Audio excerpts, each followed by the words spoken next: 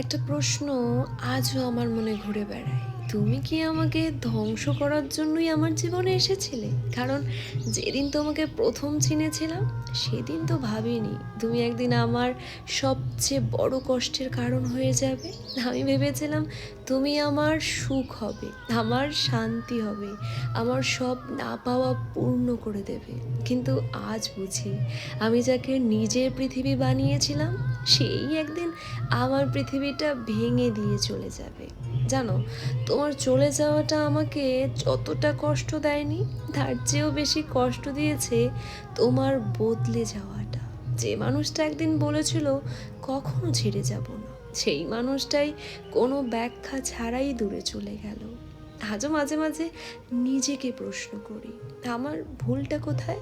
আমি কি বেশি ভালোবেসেছিলাম, নাকি তোমাকে নিজের চেয়েও বেশি গুরুত্ব দিয়েছিলাম? তুমি হয়তো তখন ভালো থাকবে, হয়তো সুখের জীবন নিয়ে ব্যস্ত থাকবে, আর আমি তখন সেই ভাঙা স্মৃতিগুলোর মধ্যেই আটকে থাকবো। তবুও তোমার কাছে আমার শেষ প্রশ্নটা রয়ে গেল, তুমি কি সত্যিই আমাকে ভালোবাসার জন্য জীবনে এসেছিলে, নাকি ধ্বংস করার জন্য?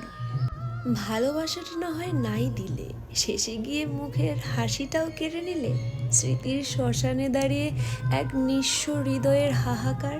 মাঝে মাঝে নিস্তব্ধ রাতের গভীরে যখন একা বসে থাকি, তখন নিজের কাছেই প্রশ্ন করি, তোমার ভালোবাসার সংজ্ঞায় কি তবে আমার ধ্বংসই লেখা ছিল? কি চমৎকার ছিল তোমার সেই শুরুর দিনগুলো!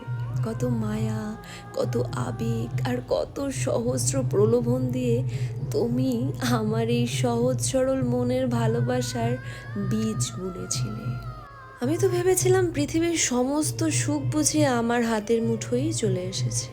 তোমার এক একটা কথায় আমি হাসতাম, তোমার সামান্য একটু দৃষ্টির আড়ালে আমি আমার জগৎ খুঁজে পেতাম। কিন্তু আমি গুণাক্ষরেও বুঝতে পারিনি তুমি আমাকে হাসাতে হাসাতে আসলে আমার হাসির গোড়াটাই কেটে ফেলেছিলে। কি নিখুঁত তোমার সেই অভিনয়! তুমি যখন বলতে, আমি তোমায় কখনো কাঁদতে দেব না, তখন আমি বিশ্বাসে চোখ বুঝে তোমার হাত ধরেছিলাম। আজ সেই হাতটাই আমাকে অন্ধকারের আতরে ঠেলে দিল। তুমি তো শুধু আমাকে ছেড়ে যাওনি, তুমি আমার অস্তিত্বের সেই অংশটুকুকেও খুন করে গেছো, যা দিয়ে আমি বাঁচতে চাইতাম।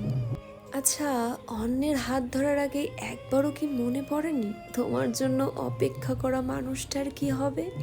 মায়া এক ভয়ঙ্কর নীরব আগুন, মানুষের মায়া এক অদৃশ্য বন্ধন, যা হৃদয়ে একবার গেঁথে গেলে সহজে ছুঁড়ে ফেলা যায় না। এই মায়া শিকলের মতো কঠিন, যার প্রতি একবার মায়া জন্মে, তার কাছে নিজের আত্মাকেও সমর্পণ করতে ইচ্ছে হয়। কিন্তু হয়তো এক সময় সে মুখ ফিরিয়ে নেয়, তবুও মন তারই পেছনে ছুটে চলে, যতবারই সে আঘাত দিক না কেন। মানুষ ভুলে যায় মায়া কখনো কখনো ভালোবাসার ছদ্মবেশে ছুরি হয়ে বুকের ভেতরে বেঁধে যায়। সবচেয়ে ভয়ঙ্কর ব্যাপার হলো, মায়ার কারণে আমরা নিজেকে ভুলে যেতে থাকি, অন্যের অনুভূতিকে নিজের ওপর প্রাধান্য দিতে দিতে একসময় নিজের আত্মাকেই হারিয়ে ফেলি। অথচ একসময় সেই মানুষটিই হয়তো আর চিনবে না আমাদেরকে। তখন বুঝি মায়া আসলে শুধু টান নয়, এক ধরনের নীরব আগুন, যা নিঃশব্দে পুড়িয়ে মারে, যার ছাইয়ের নিচে চাপা পড়ে থাকে হাজারো না বলা কথা। আমি অনেক আগেই মেনে নিয়েছি, হাজার তোমায় দোষ দিই না, অভিমানও করি না, শুধু একটা কথাই বলি, নিজের সুখটাকে যত্নে রেখো, যেন হাওয়ার দোলায় ভেঙে না পড়ে। মজবুত খুঁটিতে বেঁধে রেখো তোমার মন, কারণ এই শহরে দুঃখের দিনে কাঁধ বাড়িয়ে দেওয়ার মানুষ খুবই কম থাকে। এই পৃথিবীর আনন্দ সবই সাময়িক, একদিন যে হাসি তোমাকে ওড়াতে পারে, অন্যদিন সেই হাসি লুকিয়ে থাকে কোনো অচেনা কোণে। সুখ কখন শেষ হয় জানো?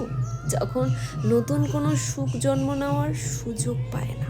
আর মনে রেখো, কারো সুখ নষ্ট করে পাওয়া সুখ কোনো দিন পূর্ণতা দেয় না। তারও একদিন হিসেব চুকিয়ে দেয় সময়ের কাছে, নিয়তির কাছে। আমি তাই আজও নীরবে বলি, তুমি তোমার সুখটা আগলে রেখো, আর আমার দুঃখগুলোকে আমি একাই সামলে নেব। তুমি শান্তিতে থাকো।